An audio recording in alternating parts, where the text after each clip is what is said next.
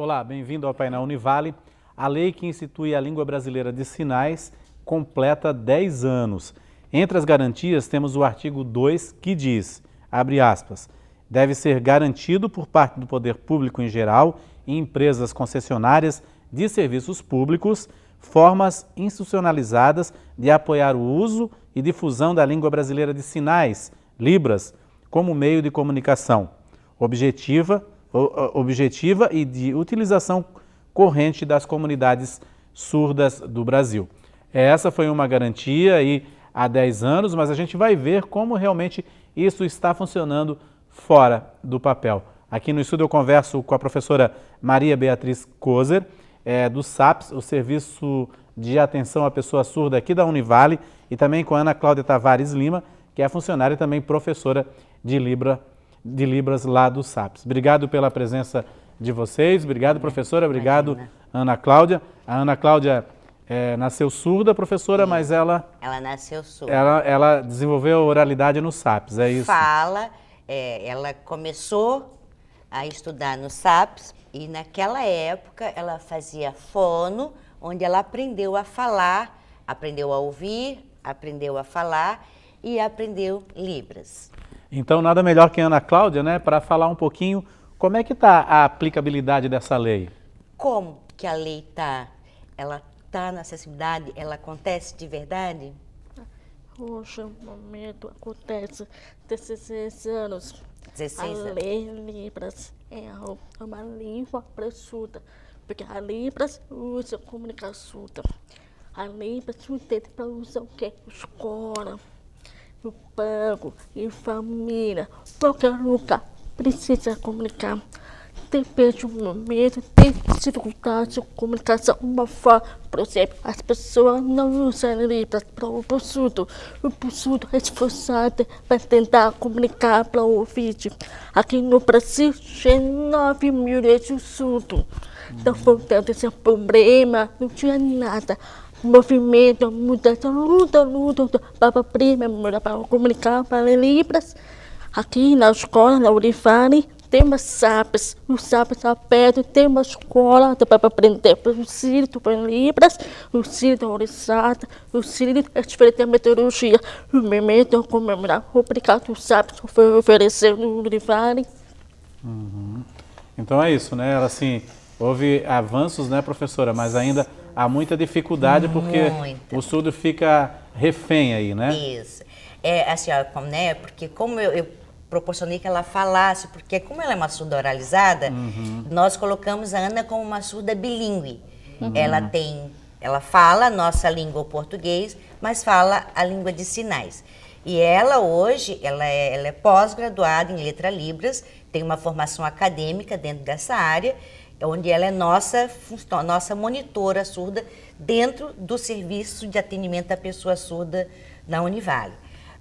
O que a gente percebe é que ainda falta muito por acontecer, que falta esse profissional intérprete ser uma profissão reconhecida nas repartições públicas, onde que houvesse uma central para que cada hospital não tem um intérprete, mas o surdo fica doente, o surdo opera, numas clínicas, o surdo vai ao médico, o surdo vai ao banco, ele tem conta corrente, que nem trabalha, recebe salário. Viaja, né? Vai de avião, vai de ônibus, enfim. Então, este profissional intérprete ainda não está acessível a todos os órgãos públicos. Então, ainda falta muita coisa para acontecer a acessibilidade de verdade. Agora, assim, aqui a lei prevê, né, nas concessionárias de serviços públicos e no poder público em geral. Isso. Mas, por exemplo,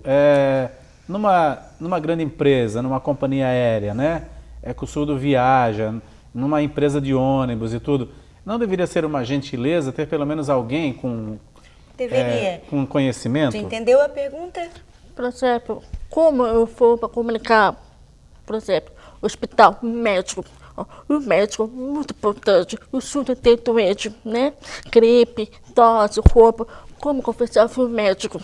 O médico não sabe Libras. O que eu preciso é o quê? Chama intérprete, porque obra. Se o médico consegue escrever português, tem o método de atividade, palavra e nome doença. Como? Se o médico dá remédio errado, eu morro. Importante Libras.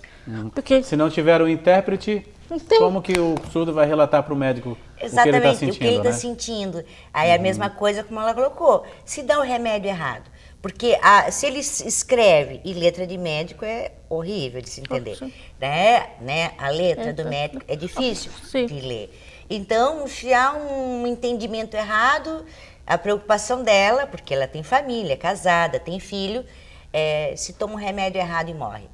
Mas ele estava perguntando assim, ó, se tu vai viajar, tá, avião ou de ônibus? E está sozinha, por exemplo. Tá sozinha. Capaz. Tá, tu é capaz, eu sei, mas um outro surdo que não é capaz.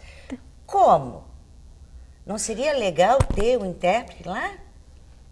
No balcão da companhia aérea, por no exemplo? balcão, ou uma central que ligasse, ó, vem. Até a própria empresa que administra o aeroporto, né? Porque se cobra uma taxa de embarque, né? Tem a taxa, né? Tu vai no aeroporto. No aeroporto tem uma intérprete, janela, TV, Tem uma janelinha adaptada. Para assistir lá o horário do voo, mais informação. ou menos. Isso, só para dar informação no horário do voo. Pelo menos já é um avanço, né? Por isso que eu disse assim, nós temos que ter muita paciência, porque já foi muito difícil há anos atrás. Hoje, nós já temos acessibilidade nas escolas, que no meu pensar, é o mais importante. Porque o surdo, ele precisa ter acesso ao conhecimento, ele precisa aprender a ler, a escrever o português, que é a segunda língua dele. A primeira língua é Libras. Tanto que quando o presidente Fernando Henrique assinou a lei, tem um parágrafo que deixa bem claro que a Libras não substitui a modalidade da língua portuguesa. Que fique bem claro. Porque se eu for falar em português, eu vou para casa. Em Libras, casa ir, totalmente diferente. Então, existe toda uma estrutura gramatical diferente, as conjugações são parecidas. Conjugações, enfim, tem uma gramática própria. É uma língua a ser aprendida diferentemente de como qualquer outra língua. Nas escolas, professora, não é muito difícil ter um intérprete e a professora que passa o conteúdo não saber Libras, por exemplo, e não passar diretamente para o surdo? O surdo sente essa dificuldade? Sim. Eu sempre coloco que um dos nossos trabalhos ali do SAPES é realizar visita nas escolas, que a gente visita as escolas. E a gente sempre orienta que é uma tríade: professor, o intérprete e o aluno. 3 pessoas.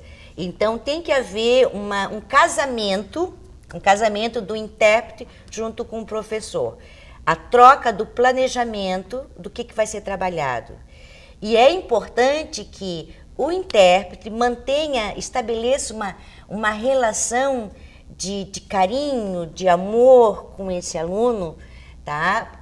Igualmente, o professor tem que ter essa relação de carinho, de amor, de troca, né? Porque você tem que buscar recursos de imagem para o surdo ver, para o surdo aprender. Na escola, não é difícil? Intérprete, professor, aluno, como que isso acontece?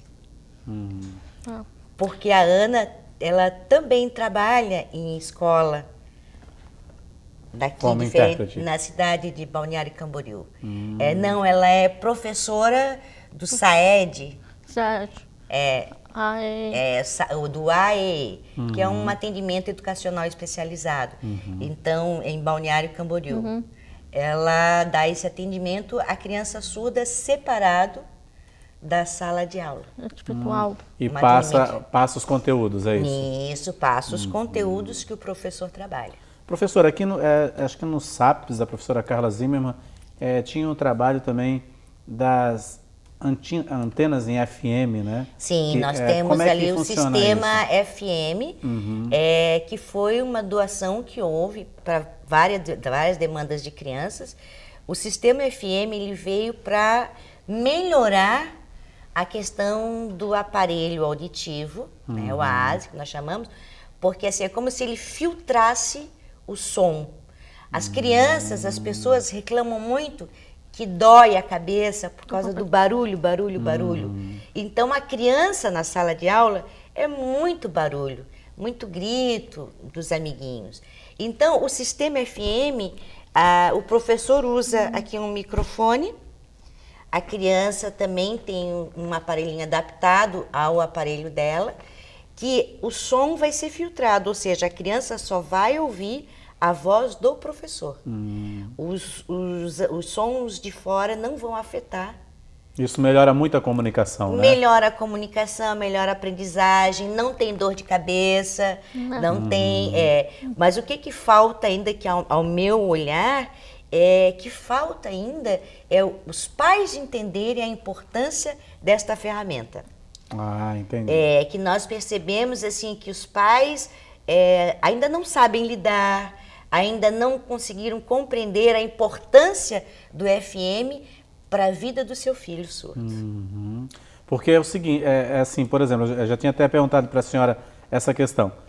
Existe a professora, a intérprete e o surdo. Isso, né? a criança. Agora, se há uma mensagem truncada ali, é claro que ele vai ter um problema de aprendizado, né? Vai. O FM transmite diretamente a voz do professor. A voz do professor. Isso, a voz do professor. É como se nós estivéssemos conversando aqui, ela estaria ouvindo só a sua voz. Só a sua. Vai não puxando. a minha. Não a minha, só a sua. Bacana. Isso em Itajaí foi implantado? Tem, foi dado, acho que já faz uns 5, 6 anos. Foi doado, feita uma doação no Ministério da Saúde para várias crianças do SUS, né, da rede do SASA, que é o Serviço de Atenção à Saúde Auditiva, e dentre essas crianças, algumas nossas foram beneficiadas, receberam também o sistema FM. Então nós realizamos junto com a nossa fonoaudióloga Elisa, a professora Elisa Gugelmin, que realizamos visitando as escolas, orientando os professores a importância do uso desse FM. Tá certo, professora. A gente vai fazer um rápido intervalo, daqui a pouco eu volto a conversar com vocês aí a respeito desse trabalho tão importante da Libras, né, da Língua Brasileira de Sinais, que completa 10 anos, mas que a gente vê ainda tem muitos desafios, principalmente nos atendimentos aos surdos aí nas cidades, não só da região, né, mas de todo o Brasil. A gente volta em instantes.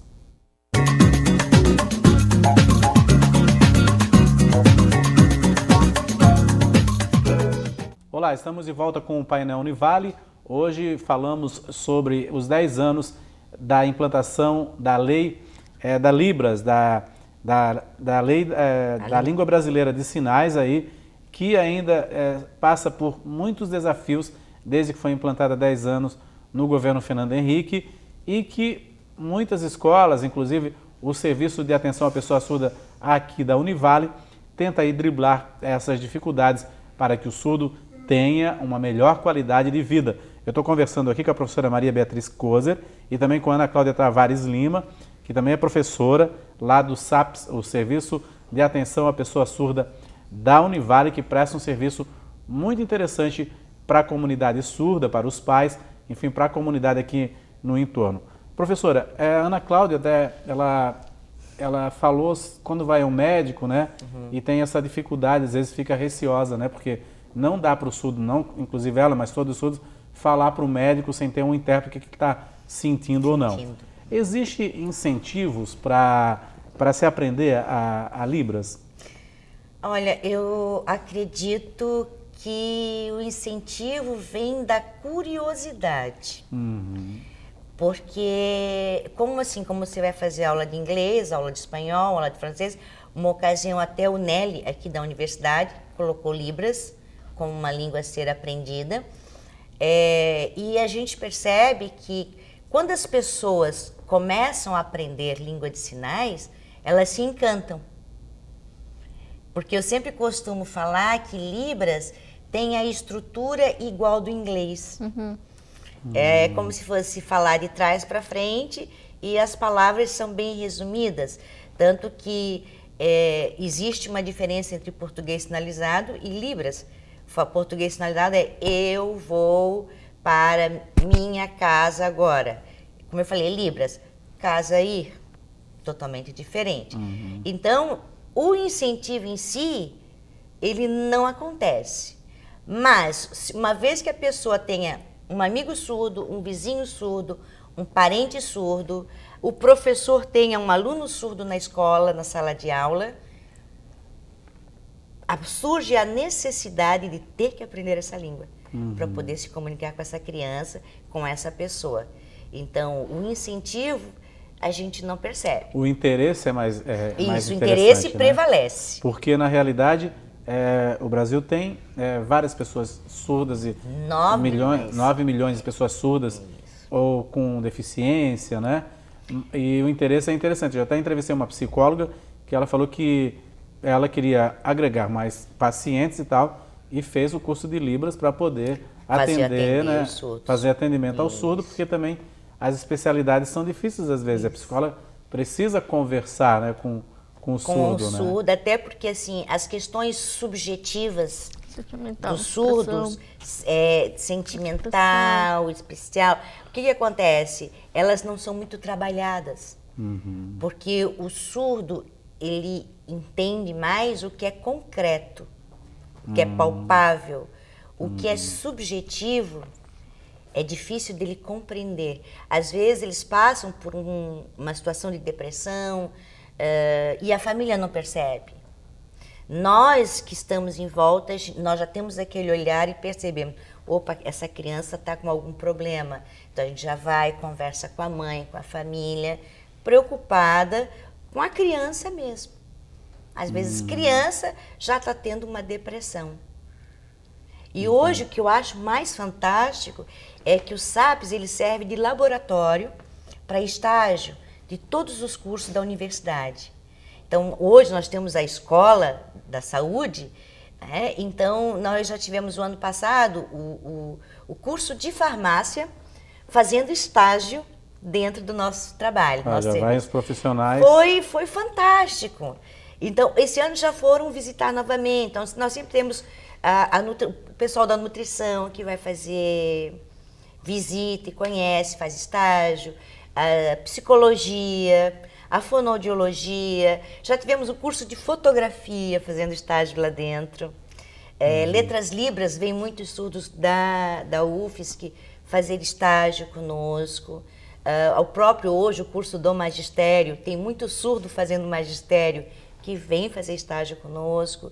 Enfim, então, nós estamos abertos a todas as pessoas que queiram ter o interesse em aprender a como lidar com o surdo, como trabalhar com o surdo, como ensinar o surdo, porque hoje nós temos várias categorias dessa pessoa surda.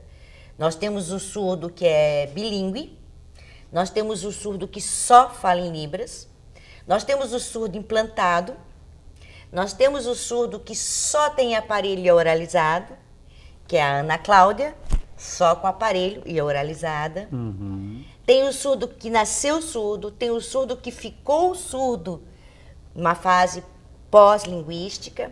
Enfim, então tudo isso caracteriza sintomas, coisas diferentes nesse sujeito. Então, é por isso que eu digo, é um mundo que quem entra se apaixona. Tanto que eu já estou há 20 anos nesse trabalho ali dentro, né? Já pensei várias vezes em sair, me aposentar, mas o desejo de estar com eles é muito maior. De contribuir mais ainda, né? Acho que eu posso ainda contribuir mais com as famílias e com essas crianças. Falando em famílias, a Ana Cláudia faz um trabalho com os pais, né? Sim. É importante que os pais aprendam Libras, né? É importante que mãe, pai, família aprenda Libras? Sim, muito importante. Porque tem filhos surdos. Pode falar mais alto? Sim. Mas, portanto, os filhos, porque o surdo, o que precisa é um teto, casa, o que é para comunicar todo dia. Às vezes a maioria da família não quer Libras. Ficar deixado sozinho. Ficar sozinho, de TV, brincar sozinho. Às vezes a família não quer. Não quer se comunicar. envolver. Por isso, no momento, os pais precisam pensar no seu filho. É importante comunicar, falar, por exemplo, outros filhos ouvintes, vou falar lá, e o surdo como para falar? Os meus Libras. Você quer comer pão? Quero. Vamos para passear, para a praia? Quero. Ficar em interação. A interação. Então, Isso que é essa bacana. minha família sabe Libras. A minha mãe sabe Libras. A sua mãe sabe comunicação, estimula, ensina. Uma pergunta para o teu filho é surdo? Meu filho é o Vite. É ouvinte. E tu tá ensinando, Está ensinando Sim. Libras. Já tá ensinando Libras para ele. Claro, para se comunicar com a ele, mãe, né? Embora ela seja falante, né? Mas Oralizada, né? Mas ele pode se comunicar com você Sim. por Libras também e em volta, com os pais. Com os né? amigos dos pais. Com os amigos dos pais, né? Isso. O seu esposo é surdo também? Sim, eu falo português para ele, para o Vite. Teu marido? Teu Eu marido? surdo. Surdo também. Meu marido usa Libras. Usa Libras. Só Libras. Daí é bilíngue. Não é Não, bilíngue. não, só Libras, desculpa. E é interessante também que a família, como a Ana Cláudia faz o trabalho com os pais, Isso. mas que os irmãos possam ter um conhecimento básico também, Nós né? tínhamos até 3 anos atrás um projeto que acontecia no SAPS, que era ensinar Libras para filhos ouvintes de pais surdos. Então, É o que a Ana nós Cláudia tínhamos faz com o menino isso dela, que ela né? faz com o filho dela hoje. Aham. Então, nós tínhamos irmãos, nós tínhamos no atendimento irmãozinho do surdo, filhos ouvintes de pais surdos. Então, era um projeto bem legal que acontecia exatamente por isso, para que os filhos aprendessem a se comunicar com seus pais. Agora, professora, é língua brasileira de sinais, né? Isso. Então ela tem toda uma, claro, voltada para o português, na realidade, para Ela se tem- comunicar, né? E na verdade, assim, a Libras, cada sinal que nós chamamos substitui uma palavra Em português. em português. Isso aqui é casa. E se ela se ela quiser aprender o inglês para se comunicar? É uma Aprende, aí tem a língua americana de sinais. língua americana de sinais. Isso. Cada língua tem Tem um sinal diferente. um sinal diferente. E para sua curiosidade, a Libras ela não é nacional, ela é regional. Regional. Nossa. Nossa. Então, Eu não né? Ela é regional, Ah. Libras, não é nacional. Cada cidade tem e cada estado também tem sinal diferente. Por causa dos Linguística, sotaques, por causa de variação. palavras diferentes, é isso? Na verdade, ele quer saber por quê que é diferente. Por exemplo, o norte falar você matioca, AIP, Ah, entendi. igual Por causa- Libras. Sim. Diferente. Igual a Libras. Isso. Inclusive, cruzando aqui a puxa. divisa, ou Rio Grande do Sul, ou Já Paraná, muda. falam diferentes, né? Porque Diferente. como que ele vai chamar salsicha lá, vina Vina. em Curitiba. Exatamente. Então isso é bem interessante também, né? Então, aí, mas como é que eles ensinam? Regionalizado. Eles se entendem. Porque eles viajam, né? Vocês surdo viajam muito por causa da associação, né? A associação de surdo, então eles viajam, tem campeonato de futebol, enfim. São bem agitados, assim, a associação. E eles se entendem, porque quando eles começam a conversar, a se comunicar, Por os ser sinais, diferente, sinais. Então, por mais que seja diferente o sinal, eles se entendem. Aí vai aprendendo. Sim, vai aprender. Como uma pessoa oralizada vai lá para Isso. o Rio Grande do Norte e chama de Macaxeira, mas aipim, quero macaxeira, então já vê no cardápio Mostra, ali. né? Mostra. É. Tá, sei. Isso, Já diferente. entendo. Agora, professora, como é que a comunidade tem acesso ao serviço de atenção à pessoa surda? Os municípios encaminham, as escolas, como é que é isso? Olha, eu sempre coloco assim, geralmente todas as pessoas que são encaminhadas para o SASA são via a unidade básica de saúde, né? E há o encaminhamento. Só que o SAPS, não há necessidade de passar pela unidade básica de saúde. Hoje eu sempre falo, o marketing boca a boca é o que faz encaminhamento. Um exemplo, a Ana trabalha lá em Balneário Camboriú, viu uma criança surda lá numa escola, mas ela não está aqui no SAPS.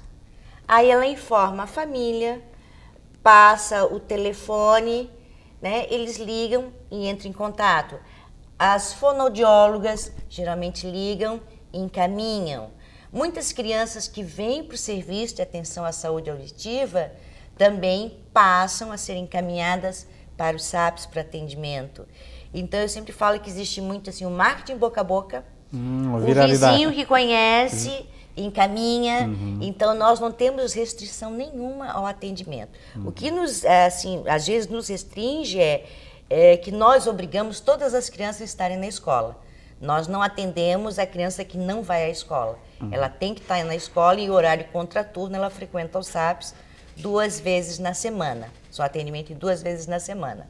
Então eles acontecem por grupos, desde bebê da estimulação ao idoso de 63 anos, 64 anos. 64 anos. Que são um grupo que a gente tem, que iniciou para o mercado de trabalho. Então, hoje até nós separamos, que já tem os aposentados, mas aí a necessidade deles interagirem, se socializarem. Enfim, é muito legal esse grupo, porque são aqueles da geração antiga, passada, que não tiveram acesso a nada. E hoje eles estão encantados com tudo que eles têm acesso. Bacana. Tá certo, então. Obrigado, professora. Imagina. Obrigado também, Ana Cláudia, aí pela participação aqui. A gente vai torcer, né, que a Libras se estenda aí não só no serviço público, nas escolas e tal, mas no comércio, mas que possam ter pessoas para orientar também. Com certeza. Se Deus quiser, Ele há de querer, porque já foi pior. E o caminhar, o olhar para frente, é esse olhar para a diversidade. Ser diferente é legal. É isso. Obrigado, viu, pela participação de vocês. Isso, obrigada. Ótimo final de semana também. Obrigada. O Painel Univale fica por aqui, nós voltamos na semana que vem. Até lá.